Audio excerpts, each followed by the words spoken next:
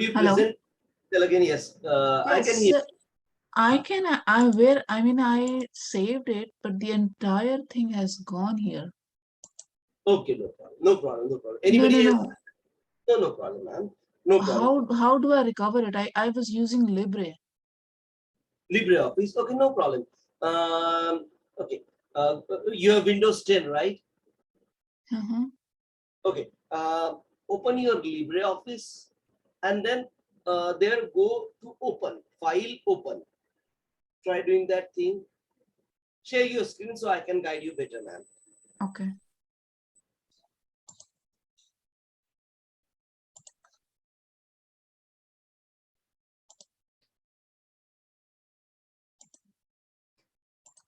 Yes. Could you share your screen?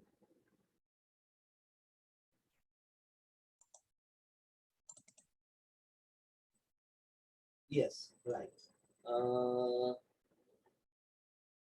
This is the download thing. But you have your Excel sheet open in the background. Is that what you're looking for, ma'am? Yeah, this was the sheet, right? Okay, double click. Oh, this is 14.4. But today's sheet, I cannot find the sheet that I just worked on. I was working on before the class, actually. Okay, this is the sheet. Okay, this is the older one. Yeah. Okay. Click on that. Have you saved with other name? No. Okay. If you go to open, no, no. Click it cancel. Click on cancel, ma'am. Yeah. Okay. The first icon on your top. Yeah. Click there. No, that's a new one. Sorry, No, sorry. that's a new one, right? Besides that, you should get a list rather than a box. Open recent. Yeah, recent document. Go to recent document. No, no, cancel it. Cancel it. You open recent documents. Yes. No. So this is the original one, basically. Okay. Uh-huh. Oh, so you just categorize it with your, category and. But if you click on that list in the okay, then you should be able to see that updated one. It shouldn't get vanished like that, right?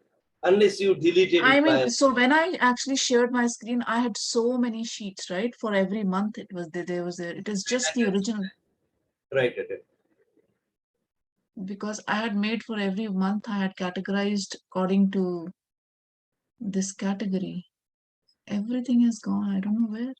But if you click on that open and that recent sheets, recent document and click on that thing. Yeah, Yeah, this is the one, right? Yeah, this that is is the one. already. So you haven't saved that out. I did. I remember. I actually did a couple of times. Okay. Maybe I should search it. Yeah, but the name should be same, right? They must be same, or have you changed the name? No. This shouldn't be the case. The sheet shouldn't get vanished, right? It's a computer at the end of the day. No problem.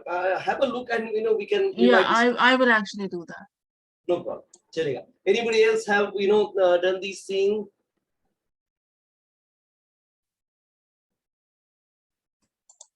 I basically did all the expenses, but I wanted some help in that. That's why I wanted, okay, maybe when I find it, then I'll message you and then maybe we Sure, sure. can No work problem. on. Yes, ma'am. No issue. Chalega. Because I categorized them, I got them, but the date actually I wanted to change them to month, right? I mean, I wanted to group them and then show them as months. I wasn't Right. able to do that. In Excel, I just looked at the video and I could figure out. In Libre, I was not able to figure out how to group by in Libre. You have to learn one tool, ma'am. Means don't learn both the tools. It will make life difficult. Because I don't have Excel on my laptop. Okay. Why don't you have Excel on your laptop, ma'am? I have to pay for that. My But husband has to pay for that. He doesn't want to do that. but your laptop doesn't come with MS Office. Is that what you're trying to say? Yeah. So I have to buy the subscription for that. Okay, no issue, no issue. You can use LibreOffice also. Only make sure you save your file at some certain place where you can look for. It cannot go like that. I think I'll try and find it out and then Sure. I'll ask you. No I think you problem. should continue. Yeah. Sure, sure. Could you please stop the share? Yeah. I'll share. Thank you, you. ma'am. No problem. So yes, we need to work on our practice, hands-on experience. Otherwise, we might move. We might, forget all the things which we learn. Please don't do something like that. Okay, it's a humble request. Chalo. Let's take a revision from our last class. So in our last class, we've understood how Excel can help us in terms of collecting the data, aligning the data, and visualizing of the data. Right?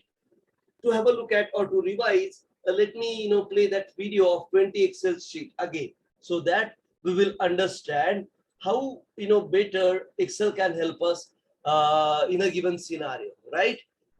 I'm just playing it for all so that we'll understand. Everybody, Let me share Excel beast mode video. I'll share with you some excellent Excel data analysis tricks. Could you see the video? The green background one? Yes. Okay, no problem. Let's have a look at it again. And okay. The use case describes the system's behavior under various conditions as it responds to a request from one of the stakeholders or the client called primary actor. The sample order food use case says a customer coming to a hotel, search the menu for the food item to the order, then he places order. He also pays to the counter, and then if he needs help, like which wine to choose, which is the new item, hot item, whatever it may be, he might choose the customer support also. Similarly, if you are submitting your taxes to the tax authority, you can use a simple single line use case. Time, submit taxes, tax authority. Time in the sense here, the limitation applied to the time. You need to submit your taxes by 31st March, by 30th December, whatnot. So this is how you do the use case diagram, or this is how you basically ease your thought process in terms of how you can draw the diagram. For the drawing diagram, you can use pen and paper, or you can use Lucid Chat as well. Okay, let me show you a video on how to draw use case diagram, where we basically understand how these diagrams are basically drawn with the necessary steps involved, and the mentor here, the trainee here, is explaining it via Lucid Chat, which is free of cost. You have to just share your email to the portal, and they will let you draw use case diagram. But still, you can use pen and paper as well. The diagramming tool is the least important part. Your thought process, your improvement in basically understanding the system functionality is the most crucial here. That's what, yeah, that's what it is. Yeah, diagram is okay. Diagram is not a problem. The thing is, I think I have to, after 10 years of not working, I have to bring my mind back to that thing. And I need practice, I think, for that. That's and only you can do that, right? Yeah, I know. I can just give you hint. So do practice couple of use case diagram, and you'll be fine. Don't worry. If you have a thirst for learning, you will learn. Believe me, and that's how we should be. We all should be. Yeah. People, to come back in that frame of mind. And these are really matured tools. Believe me, means they are evolved over 20 some years. So this gives you a really good thought process to us, how we can improve our life. And you don't choose, that's also your what you can say thought process. Okay, let's try to understand from her. She's just a young lady, right? And she's explaining it really well, much better than I normally explain. So that's why I kept this video. Okay, let's try to hear him out. And Nagina ma'am, do you have any question for me? Nagina ma'am, are you there? You couldn't unmute, I believe. No problem, no problem. Let's hear her out. And we'll try to understand how to draw a use case diagram again. Don't worry. I'm going to have some extra session for Nagina ma'am. Might be tomorrow, Sunday. Let's find out. And then basically you could also join if you want to revise the complete business analyst as well. Okay. So let me show this video to you, and we'll understand how we can get this UML diagram understood. My name is Chloe, and I'll be teaching you everything you need to know about UML use case diagrams. We'll start with a high-level overview, then we'll talk about systems, actors, use cases, and relationships. And finally, we'll build an entire use case diagram together and go over examples to explain these concepts in depth. Have you ever had an idea that makes perfect sense in your head, but when you try to explain it to someone else, they're completely lost? Maybe your idea is for a new app, and every time you talk about it, people don't really understand how they'd interact with the app or what it would do. This type of scenario is where a use case diagram is very helpful. Here's a simple description of a use case diagram. First, it shows a system or application. Then it shows the people, organizations, or other systems that interact with it. And finally, it shows a basic flow of what the system or application does. It's a very high-level diagram and typically won't show a lot of detail, but it's a great way to communicate complex ideas in a fairly basic way. Before we really get into the tutorial, let's talk about how you're going to make a use case diagram. You can draw them out with pen and paper, but a diagramming application is going to be much easier. Today I'll be using Lucidchart, and you can too, for free actually. Just click the link to access Lucidchart's website. Enter your email address, and you'll have a free Lucidchart account in just a few seconds. It's easy to use, and you can follow along with me as we build a use case diagram. Okay, so we're going to break down use case diagrams into 4 different elements: systems, actors, use cases, and relationships. Let's start with systems. A system is whatever you're developing. It could be a website, a software component, a business process, an app, or any number of other things. You represent a system with a rectangle, and you put the name of the system at the top. We're going to build a use case diagram for a very simple banking application. We'll call our system Banking App. This rectangle helps define the scope of this system. Anything within this rectangle happens within the banking app. Anything outside of this rectangle doesn't happen in the banking app. The next element is an actor, which is depicted by this stick figure.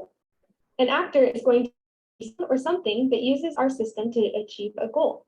That could be a person, an organization, another system, or an external device. So who or what is going to be using our banking app? The most obvious actor is a customer. We are going to have customers that download and use our banking app. Another actor that we'll want in our diagram is the bank. The bank is going to provide information that feeds into our banking app, like transactions and account balances. Here are a couple things to keep in mind when dealing with actors. First, it's important to note that these actors are external objects. They always need to be placed outside of our system. Second, actors need to be thought of as types or categories. For our banking app, an actor isn't going to be a specific individual or a specific organization. We wouldn't label our actors as John and Chase Bank. We want to keep things categorical.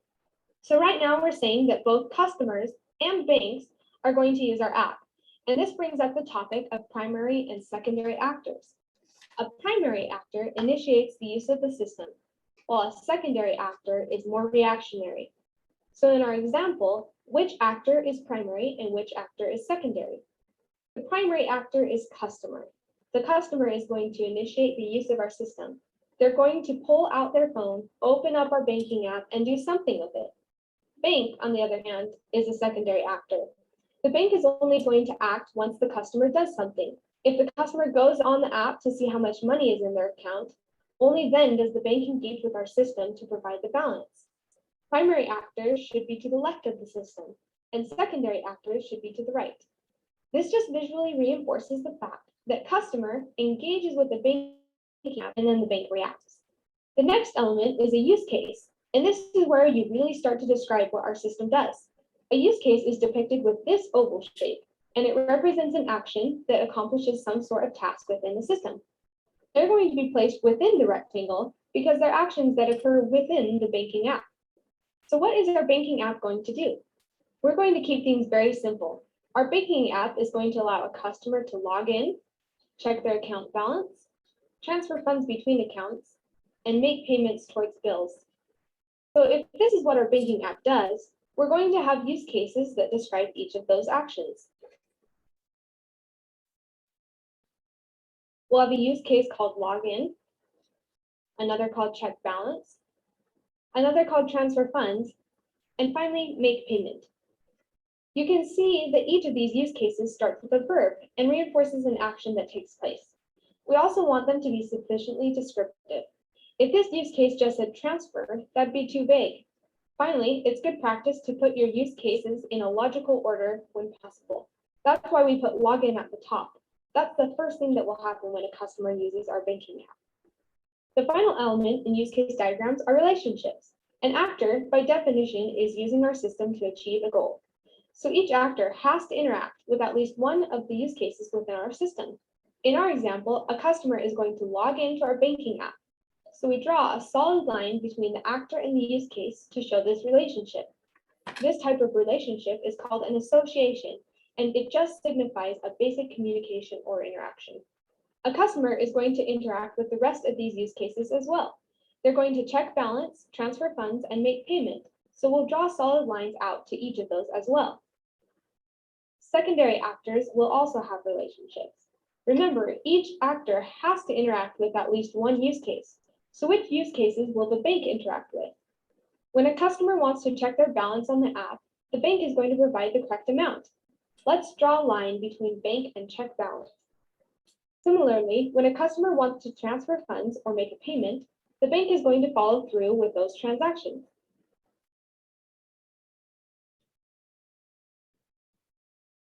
We don't need to draw a line to log in because that process happens within the banking app.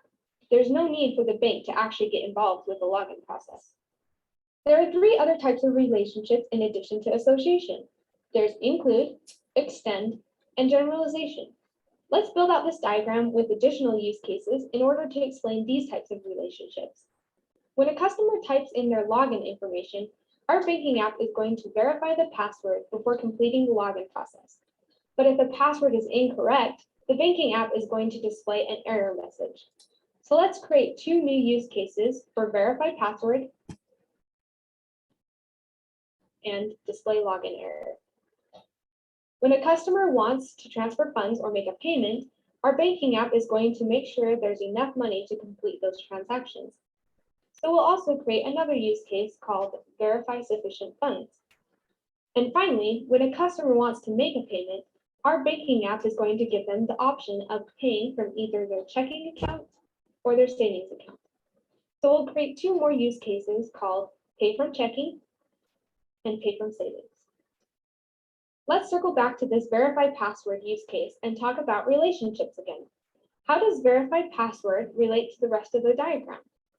Neither of our actors are directly initiating this action. It's just immediately going to happen within our banking app every time there's an attempt to log in. An include relationship.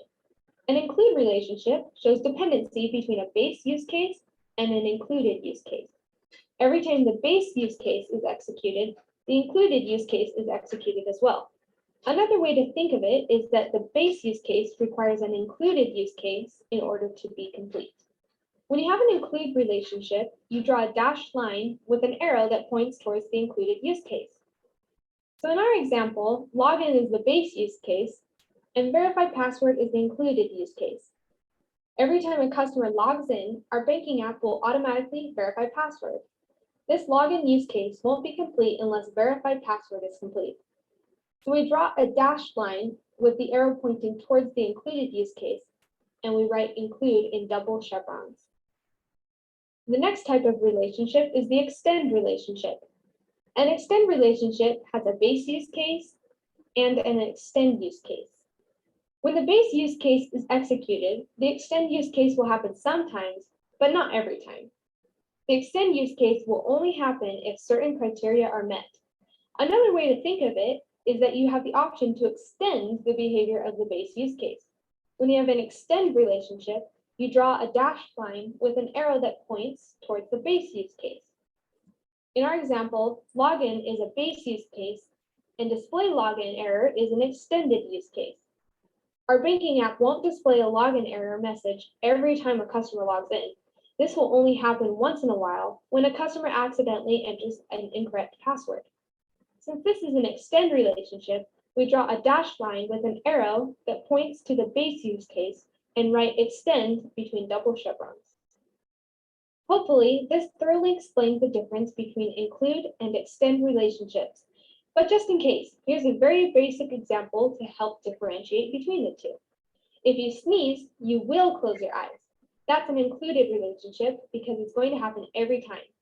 Additionally, if you sneeze, you might say, excuse me. That's an extended relationship because it supplements the sneeze, but isn't completely necessary in the sneezing process.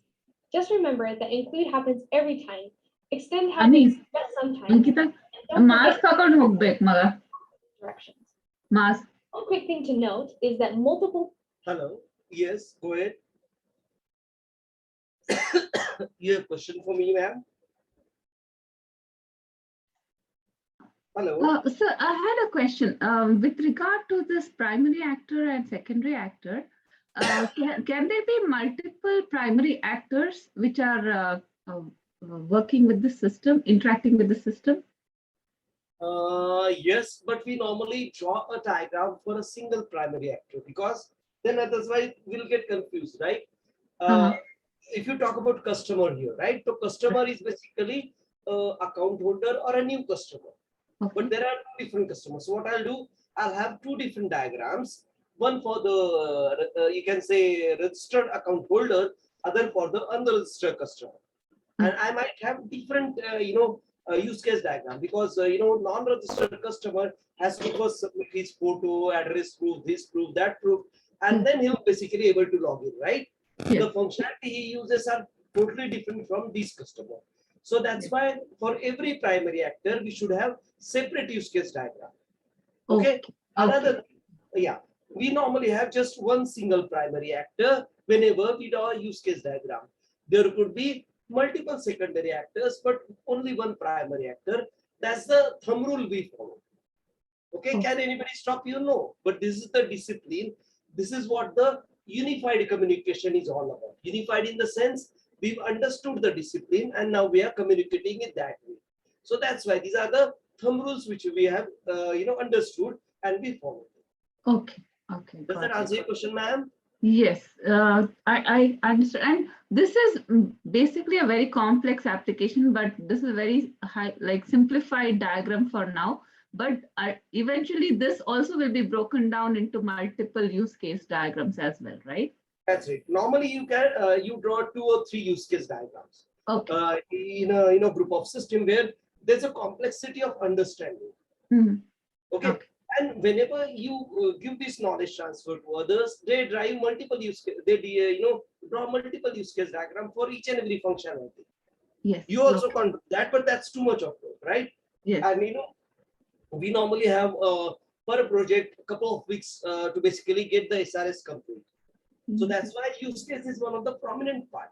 But we don't do use case diagram for all the functionalities.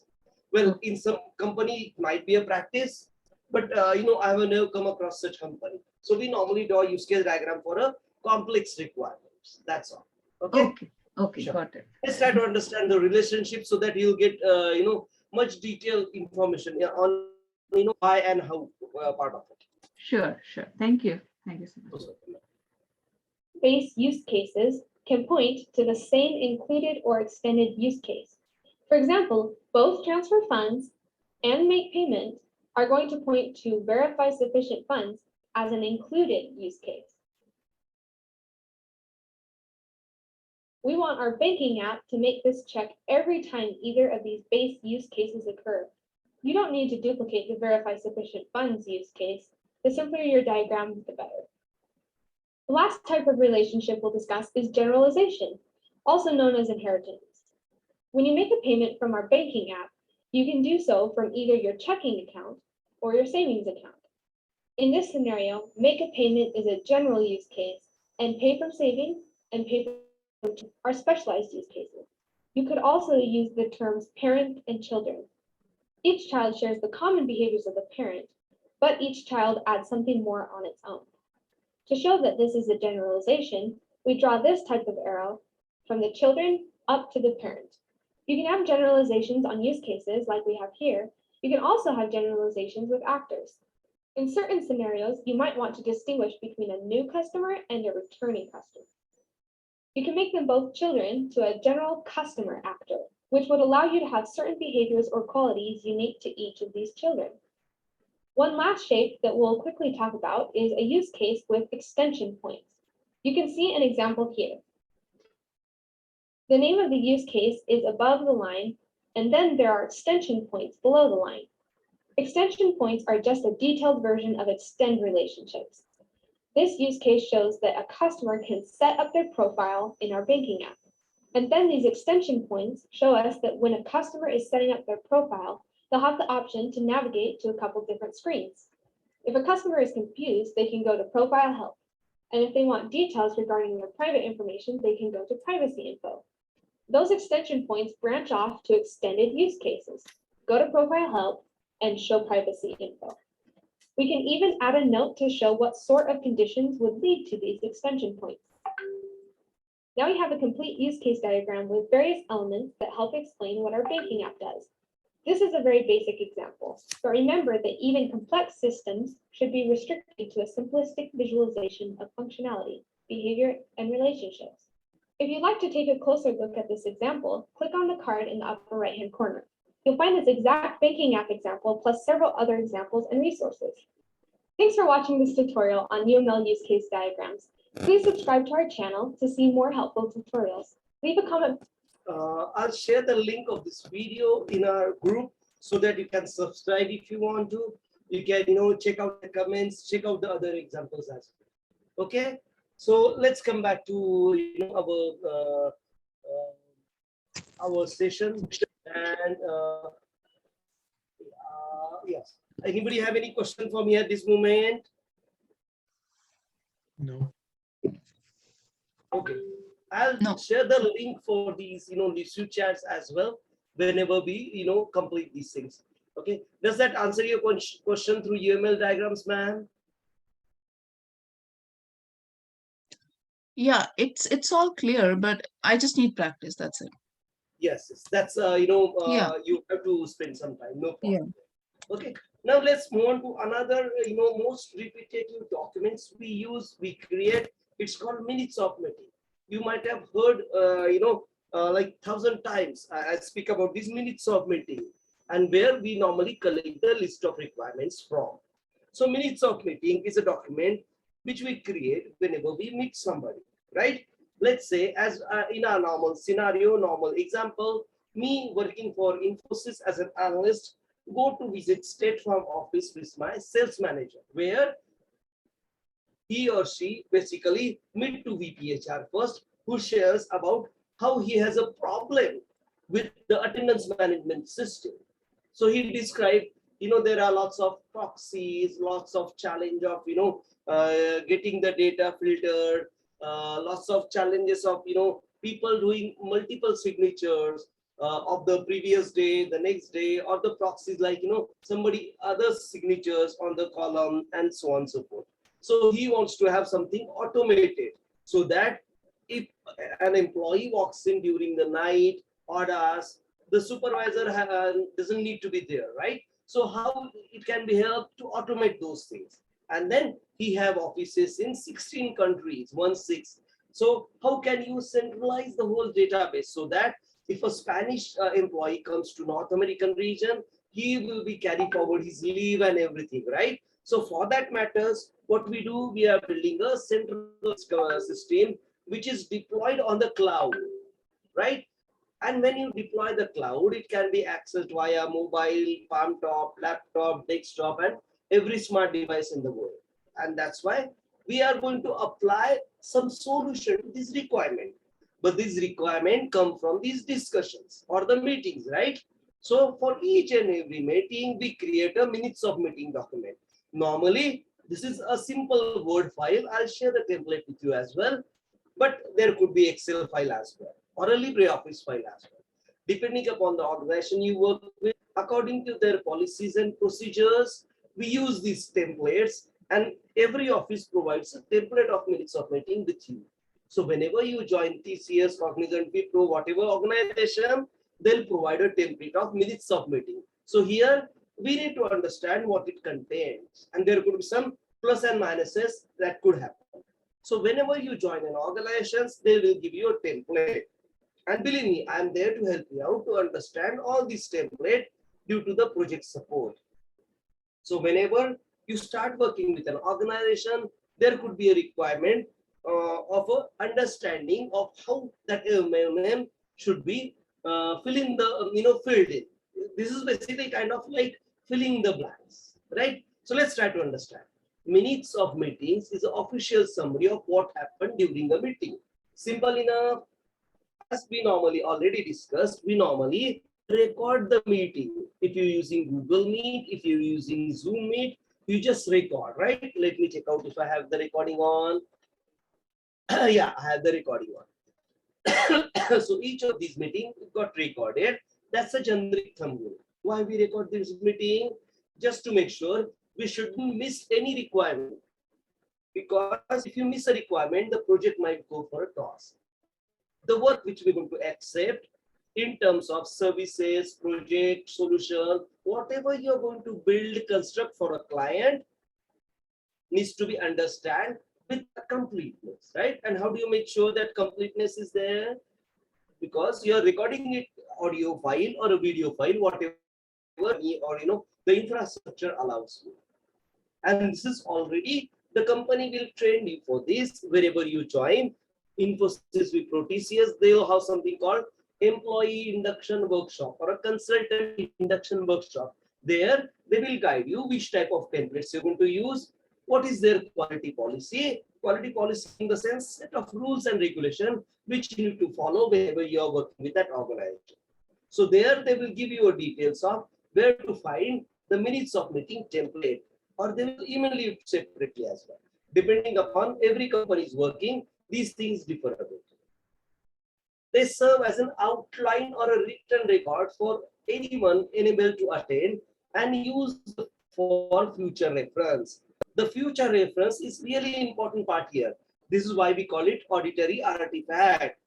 What is auditory artifact? Every audit can check that fact of the document. So whenever you create an MOM and whenever you release this document or push it on your storage cloud for the project, everybody in the project will get to understand what type of minutes of meeting have been created, what type of requirements that are included, what type of action items were discussed, who are going to complete those action items. And so basically see that in a minute, every such entity, how it can be inserted and how it can be referred to as well. Minutes documents what happened and what decisions were made. So mostly minutes of meeting are normally called as MOM. So whenever I say MOM or whenever interview ask you MOM, it's a minutes of meeting we are talking about, right? So what it all contains, when written well, when using a good meeting or minutes template, minutes are critical communication tool for your organizations. Here are some necessary information found in most of the minutes of meeting. There could be subtraction or addition depending upon your company's organization, culture, policies, rules. Okay. The title of group that meeting is. Title of group in the sense attendance system enhancement requirement gathering meeting 001, 002, 003 and so on and so forth. Normally in a given scenario, there could be 10 to 15 such meetings. If you are working in a complex project, the meetings could be 20, 30 as well. If you are working in a very simple project, you can complete the discussions within a couple of minutes of meeting. But there is at least 2 or 3 minutes of meetings, even if it's really easy thing you are going to do. First of all, the visionary, the VPHR of the world, the CEO city of the world meet with you as an analyst in your first meeting, and they'll express their interest in terms of what needs to be done or what is their main challenge, right? And that's why you're going to sort it out step by step. Next thing, you meet the other counterparts who might use that system or who are using or who are having that same problem, but in a different domain. Like attendance management system, that's the domain area of HR manager because attendance is maintained by the human resources in the normal organizations, right? So the VPHR or the CEO CTO discusses with you because he has seen quite a few garbage data coming in terms of whenever he asks for the attendance. So what he wants an attendance data to be shown to him on his mobile, laptop, desktop, and whenever he is free to have a look at it. so that you don't have to call somebody, you don't have to go to somebody's table and get this data. So it should be centralized, automated, and that's what we're going to do, right? And this is all included in a progressive minutes of meeting manner. So this is again, we keep recording minutes of meetings, we keep a documented record or auditory artifact through MOM. So there should be a title, which project, service, client this belongs to, then date and time of the meeting. So when was the meeting held?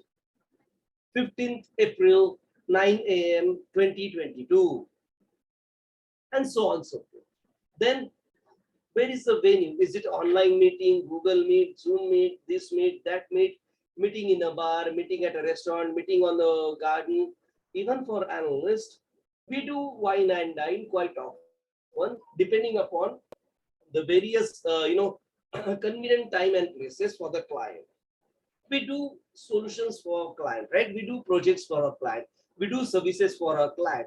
If the VPHR or the CEO, CTOs of the world, they are really busy persons. So whenever they get a time, they might call you for a dinner, a lunch, or to a bar as well. And this thing happens practically. Believe me, as an analyst, you meet with very senior persons across the board within your organizations and within the client organization also.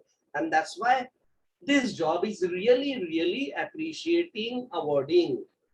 Plus, it has a stress attached to it because you are meeting to a number of senior people. Their time is quite valuable.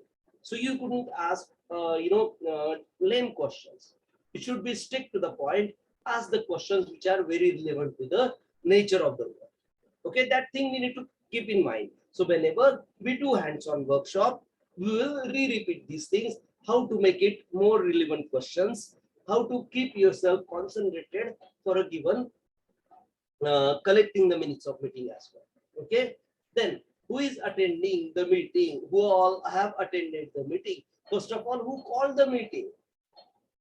The meeting could be called by your sales manager, by yourself, or by the VPHR of the world or the HR manager of the world. There has to be a mention of that. Some company might not, they make it optional, but most of the company, they do have this field called meeting is organized or called by. Then meetings agenda. Before joining the meeting, you should have 3 or 4 line agenda, which basically gives you a description. Initial meeting of understanding current challenges with State Farm as a company. This can be an agenda. It's a single line agenda. We are meeting VPHR from State Farm to understand the challenges he are facing and where he needs our help from or our assistance from, and something like that. Again, these are these agenda items changes depending upon the meeting attendees, depending upon the meeting called by. If if a HR manager calls for the meeting, he might add, need to understand the solution being provided to us by Infosys on enhancing attendance management system. So he might give something like that sort of agenda. The title and agenda normally goes hand in hand.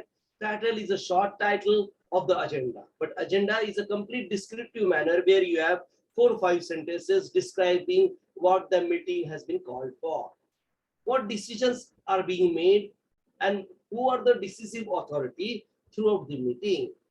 So should we use biometric? Should we use iris scanner? Should we start the project next week, next to next week? Should we have a deadline, like we should be able to complete the project by, let's say, Christmas or whatnot, right? All these items will be discussed and we'll include these in our minutes of meeting as in discussion points. And then there are motions or vote counts. In certain cases, we might take a vote. So how many have worked on fingerprint scanner? Raise your hand. And we normally write this as a discussion point, and we'll write down how many votes are in favor, who are against it, and so on and so forth. And then, of course, we have discussion on what type of action item. So Ravindra will do a research on the pricing for fingerprint scanner, pricing for iris scanners, and the overall software need for that. So, and Ravindra will submit his report or share the details within 2 weeks time. This is a kind of action item assigned to Ravindra, and the details of the action item included in the minutes of meeting. So whenever I read minutes of meeting 2 months down the line, I know the task has been assigned, was assigned to Ravindra. So I might check with Ravindra. Hey Ravindra, what type of iris scanner have you considered? What type of biometrics have you considered? What kind of prices they are or code they have shared with you, the vendors, right? And so on. So I can go back and trace the minutes of meeting, trace the requirement, so that my traceability also intact. In my requirement list, I can just add. It has been discussed and decided that we'll use biometric scanner or we'll use iris scanner or whatnot have been decided, which can be included in our requirement list. And that goes into the system requirement specification. As I told you, system requirement description is a document owned by business analyst. Similarly, minutes of meeting is also owned by business analyst. Let me play you a video where we'll understand how overall minutes of meeting can be created like a professional. Okay, so come on. Give me a minute. Yes. Right. It's a small video where we'll understand how to write a minutes of meeting like a professional. Okay, let's hear it out and then we'll discuss it further. Writing meeting minutes is crucial to take notes on your next big thing, group presentation, or Could you see the video? I Yes. can see the video, but the audio is not that clear. Audio is not clear. Okay, Yeah. give it a minute. I'll increase the volume. Sure. group meeting, or maybe you just want to be better How's now?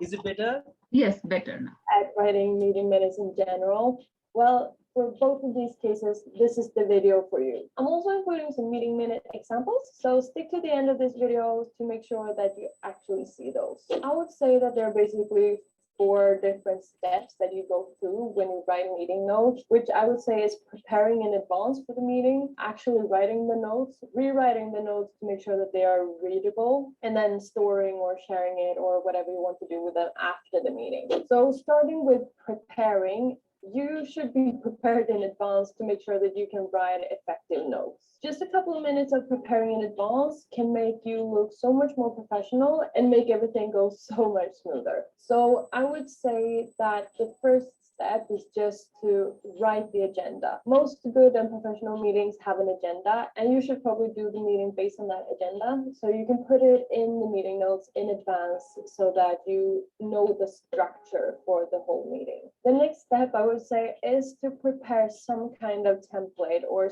do some kind of preparation for how the meeting notes should look. And I'm going to switch to my computer in order to show you what my more formal meeting notes would look like. Okay, so here you have my more formal meeting minute example. A lot of companies have their own meeting minute templates, so check if your company has one, because then it's probably best that you use that one.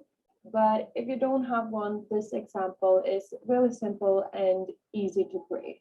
So as you can see, I have meeting minutes in OneNote, which I think is really good.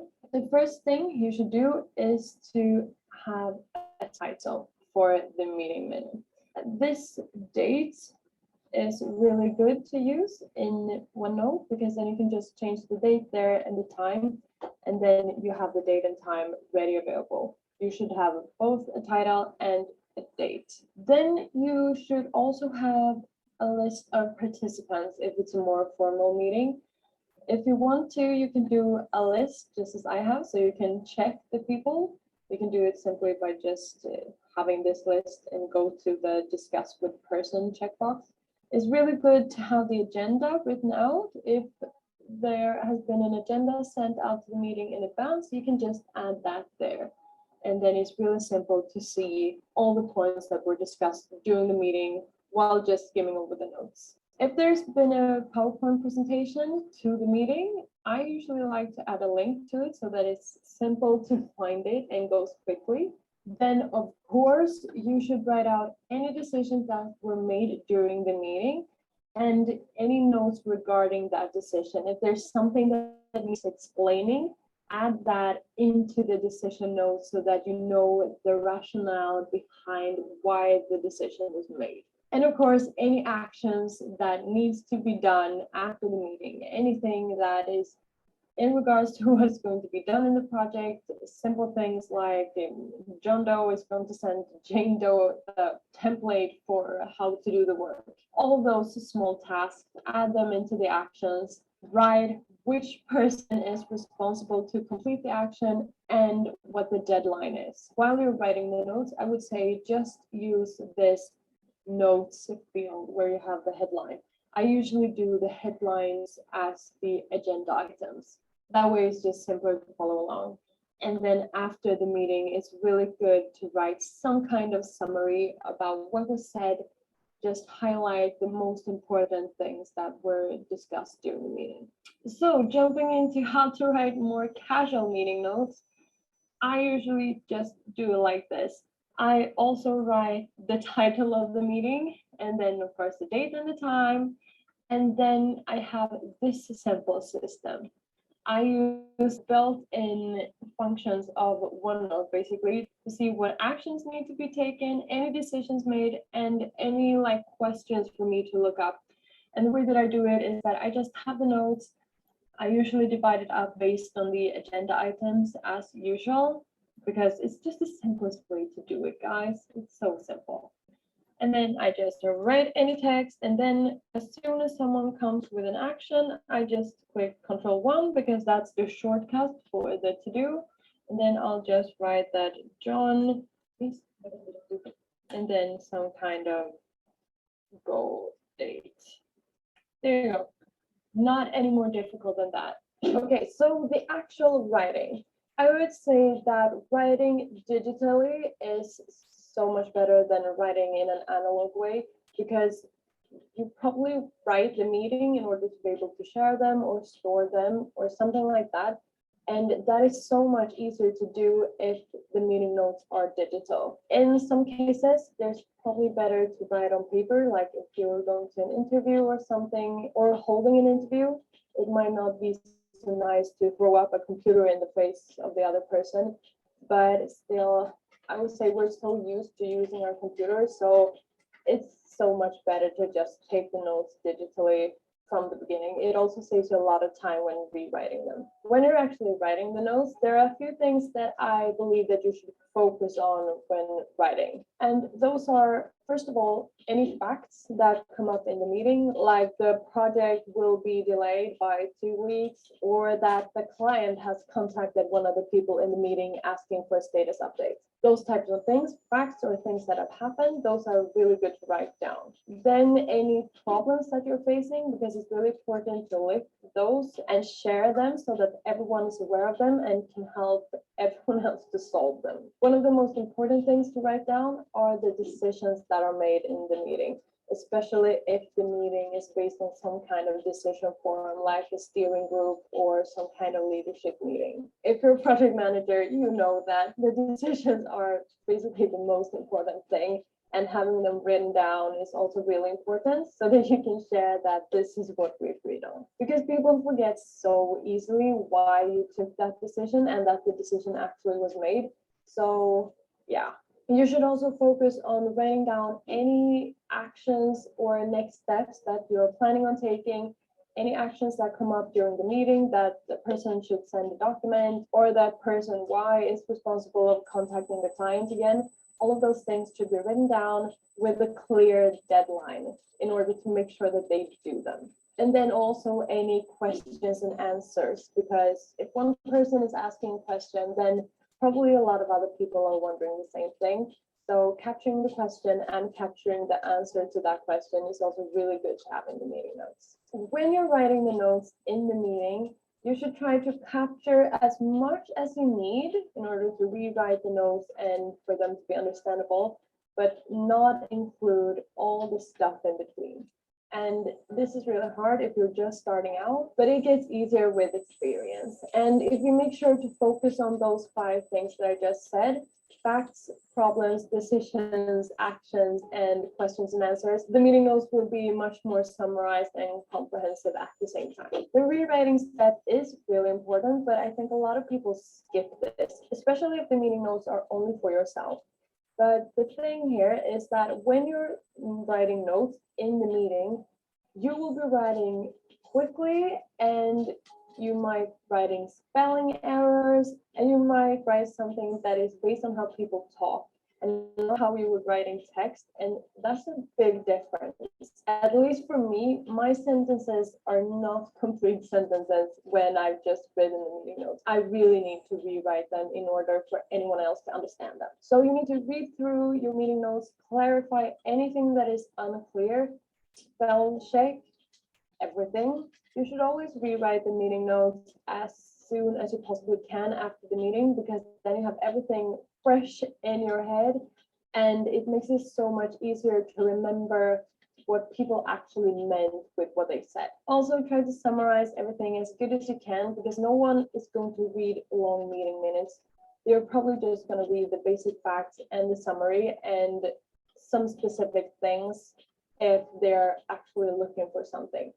Also, if someone is going back looking through old meeting notes, they want to be able to skim through it as quickly as possible, and they don't want to skim through heaps of text. So try to make it as short and concise as you possibly can. And then, just like you saw in the template, be very, very clear about the decisions that were made and why they were made, and also any next actions, who are responsible for them, and what deadline do they have.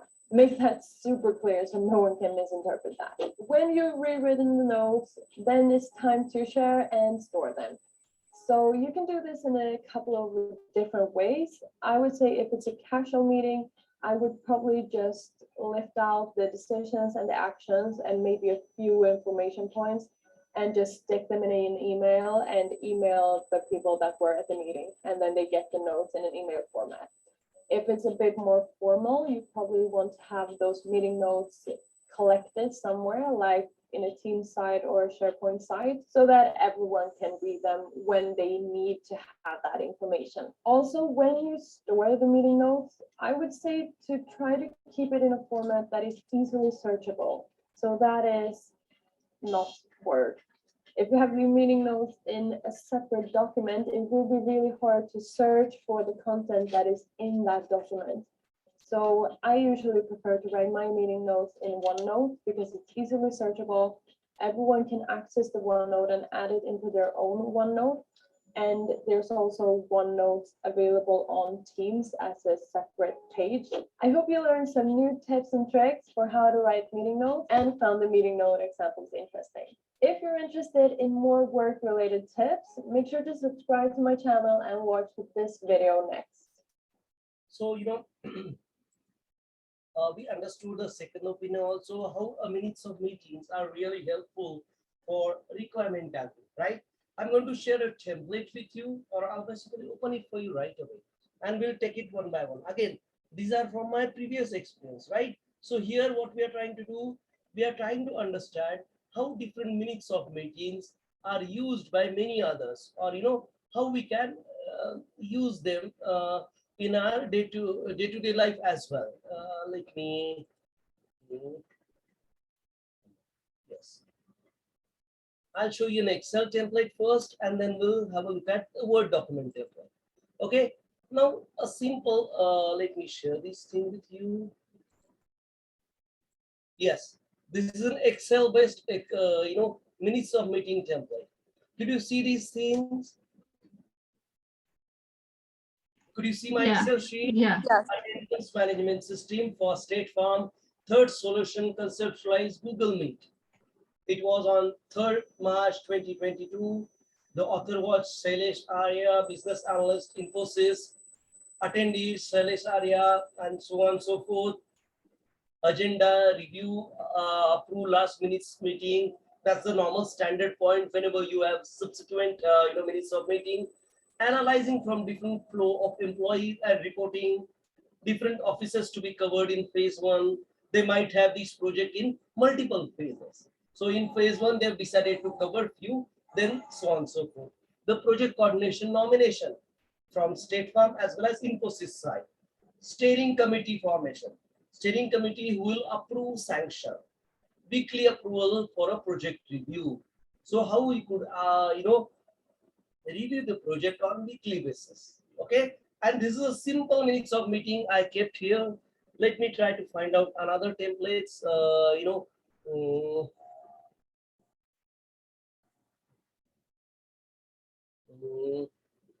give me a minute, please.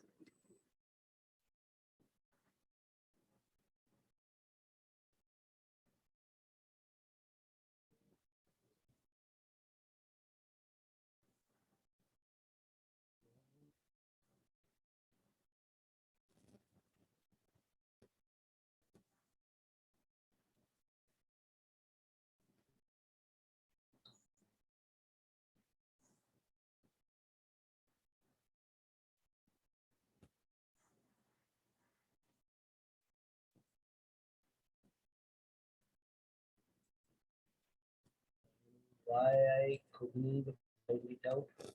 Let me share that template with you. After our session, we are almost at the end of the this thing. So let's review out what all included in the minutes of meeting. So minutes of meeting should have title, should have date and time and venue of the meeting. Then who are all attendees of the meeting, who have actually attended, the minutes agenda, then the minutes basically in the sense what decisions are made by whom, are there any action items to it, who the action item will be assigned to, and so on and so forth.